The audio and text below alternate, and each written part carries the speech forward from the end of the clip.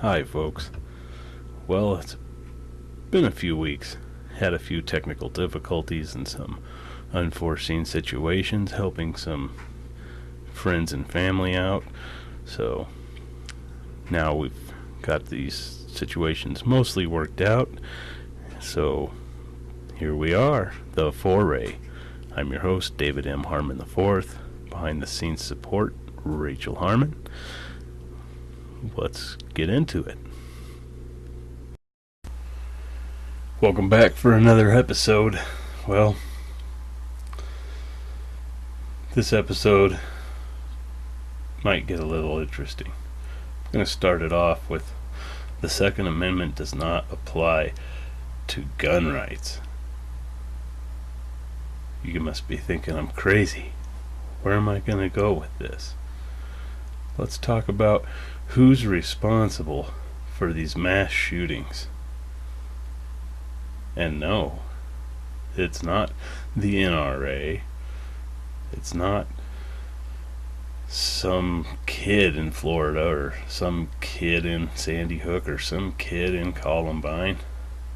It's us, you and me. We've caused the situation to get this far. Still with me? Hang in there, I'll explain. We're gonna go over some stuff about this gun control debate and cover some topics on how they twist the statistics.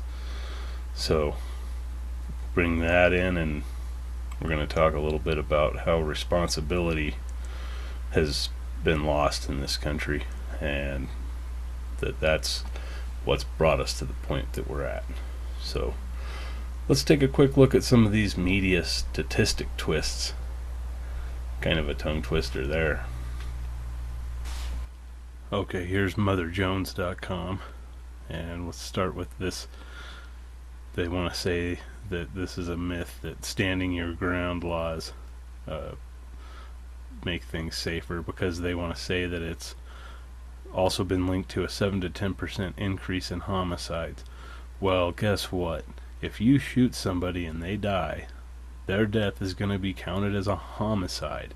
Doesn't mean you murdered them, there's a difference. Homicide just means Homo sapien killed other Homo sapien. If you used a gun to do it, then it's a firearm homicide. So that's a bogus statistic right there. And then the next one down, they want to talk about more good guys stopping rampages of bad guys being a myth based on mass shootings that were stopped by armed civilians in the last 33 years are zero.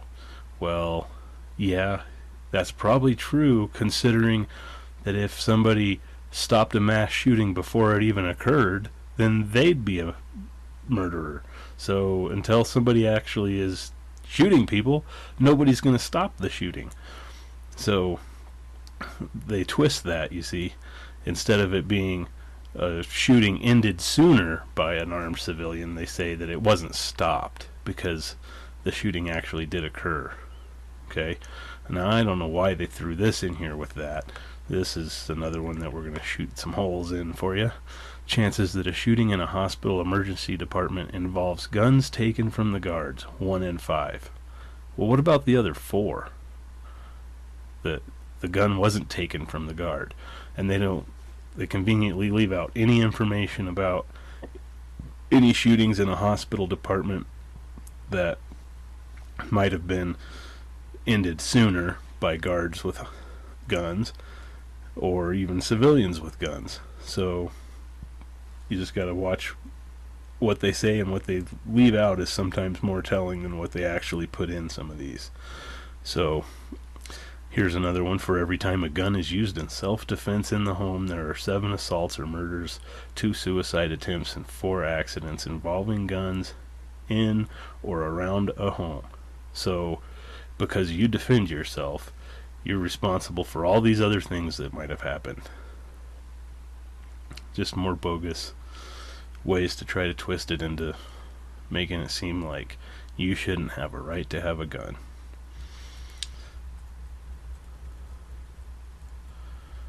And they go on even further. Now they want to talk about women's not being safer because of guns, and how guns make women safer being a myth. In 2013, there were more than 5 times more women shot by husbands, boyfriends, and ex-partners than murdered by male strangers. Well, yeah, crimes of passion. So I suppose they would rather have you shot, stabbed, not shot, they'd rather have you stabbed, strangled, or, maybe just beaten to death. That would be better than being shot, right? So, some of these statistics, you just really have to look at what they're not saying sometimes more than what they are saying. So, let's take a quick look, because we're talking about this gun control debate, right? Well, this is what is concerning to me. We've already lost so much of the Second Amendment as it is, and now they want to, this is the New York Post, and they want to talk about how the deadly school shooting in Florida was a troubled former student. Well, if he's troubled and was identified as a threat, what was he even doing there at the school, and why wasn't he being institutionalized? And that's just to say if he was even the shooter. There's some doubt to that. There's definitely a lot of signs that point to a false flag. That does not mean it's a hoax, that it didn't happen. It just means that what we're being told about it isn't the truth. So, Sandy Hook was a hoax. So, this actually occurred. These poor kids actually were killed in this one. So, if you want to find out more about Sandy Hook, I'll put these links to these couple of sites down here.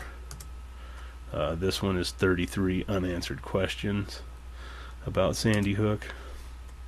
And here's 10 facts that prove Sandy Hook shooting was a hoax. So that should help kind of clarify the difference between just a flat out hoax and a false flag. So let's go to Vox.com, and this is another one that a lot of people, they're going to try to twist the statistics for us. And this one's kind of interesting because they just disprove their own argument, that they're trying to disprove that most gun deaths are suicides. But then in their own chart, right here, they have all these gun deaths. Okay, gun deaths. And that includes suicides. And if you look here at this year, in 2014, pretty much twice as many suicides as homicides. Now, also, don't forget that homicides just means that one Homo sapien killed another Homo sapien, and these happen to be firearm homicides. So a Homo sapien with a gun killed another Homo sapien. Well, guess what? If a cop shoots somebody in the commission of a crime and they die, that's a homicide.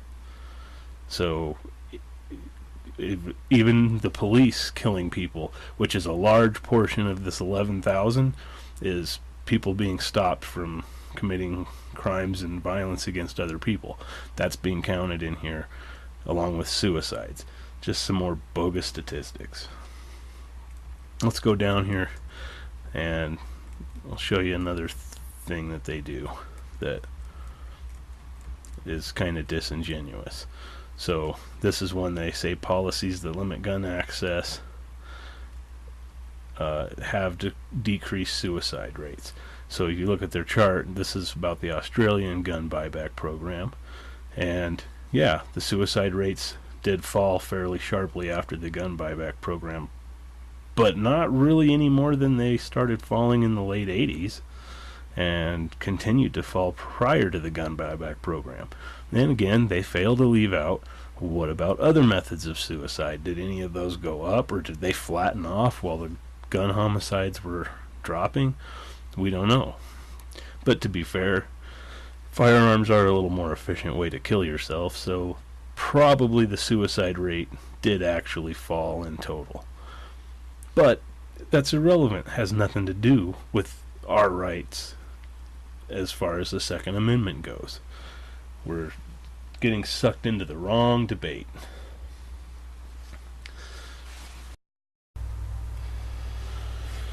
Yeah, the wrong debate. This is what we need to really debate, what this means. So let me go in here and let's take a quick look here at the Second Amendment. Boy, that's not focusing very well, but Amendment 2, a well-regulated militia, being necessary to the security of a free state, the right of the people to keep and bear arms shall not be infringed. So, when I said at the beginning that it's not about the right to have guns, it's the right to have arms. I don't mean bear arms. You know, you hear people say, right to bear arms. No, not arms with no sleeves. We're talking about armament. When the Second Amendment was written, there were people who had batteries of artillery, private citizens who owned cannons. Now, granted, at the time, they didn't have really rockets and fully automatic weapons and hand grenades and jet bombers and tanks. But certainly, had the Second Amendment been written and those things were around at the time, the Founding Fathers would have intended that private citizens be able to bear all arms for the defense against a tyrannical government. That is the sole purpose that the Second Amendment was placed in the Constitution, was to give us a final check and balance against a tyrannical and rogue government that is no longer by the people and for the people. And that's what we have now. Let's take a quick look again at Mother Jones' website. So don't let anybody try to pull this one with you, that it's ridiculous to think that we need the guns in case of the government, because this is what they'll try to do. Estimated number of guns owned by law enforcement and the military, 4 million. By civilians, 310 million. So they're trying to make it sound like we've got them outgunned by a factor of 79 to 1. Well, the only thing is, what about the tanks? What about the jets? What about the rockets, bombs, explosives? Do you really think that we have the government outgunned? We don't have drones. We don't have satellites. We don't have all these encrypted radios and ways to communicate with each other. So even if we have 80 guns more than they do, 80 times more guns than they do, it doesn't necessarily mean that we have them outgunned. They have weapons that we don't have access to. And that's what the Second Amendment was actually supposed to be about. So yeah, arms, not guns, shall not be infringed. How are we supposed to defend ourselves against these people? And hate to say it, folks, but we've already pretty much lost the Second Amendment. Now, we're going to have these debates about bump stocks and things. While we're bickering about bump stocks, we're forgetting the real culprits here and where the real responsibility lies. The real responsibility lies with these officials who've been abusing their power. The deep state, the Illuminati, whatever you want to call them. That's who is responsible, and we're the ones who've allowed them. We have allowed them to get the power and take it from us, and to abuse it and abuse us and our kids. Folks, this is not some theoretical question of whether or not we might need arms to prevent a tyrannical government. It's not a theory. It's happened. It's going to happen again. Hopefully not in our lifetime. Hopefully we can fix this before it results in that kind of mayhem and bloodshed. However, that's what the Second Amendment's for. Now,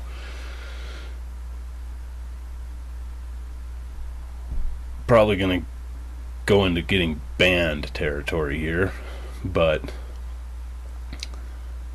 when are we going to hold these people accountable? Do you think that all these attacks and mass shootings and bombings and things that have happened, just random things? Well, they're not. Take a look into Waco.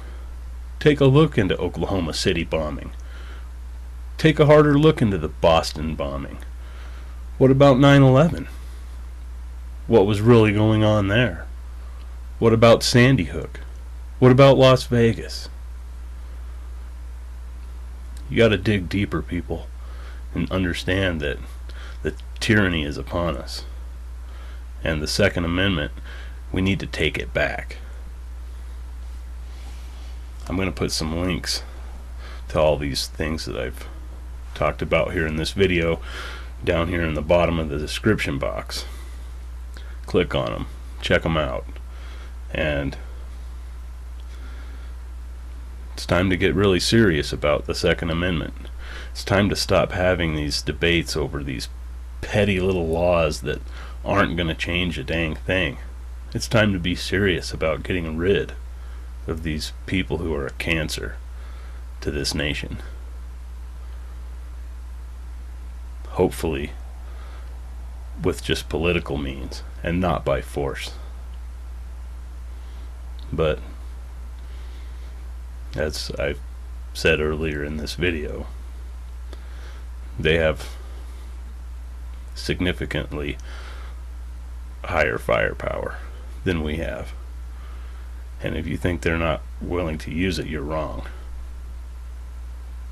Do as I said and look into some of these things. You'll see that they are more than willing to use it. Recently I've been doing some more research and finding some interesting connections between some financial things that go on in the government and the Oklahoma City bombing specifically, and 9/11 Tower number 7 specifically. And if you're not aware of Catherine Austin Fitts, I suggest you take a look into some of her research and check out what some of this is really all about.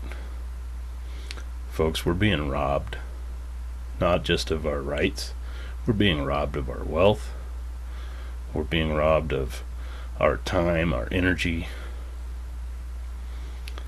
so much so that our grandchildren are going to be paying this debt. These people want us to be slaves. They're well on their way. And we're just oh so willing to let them strip away our last line of defense, a little piece at a time. It's got to stop.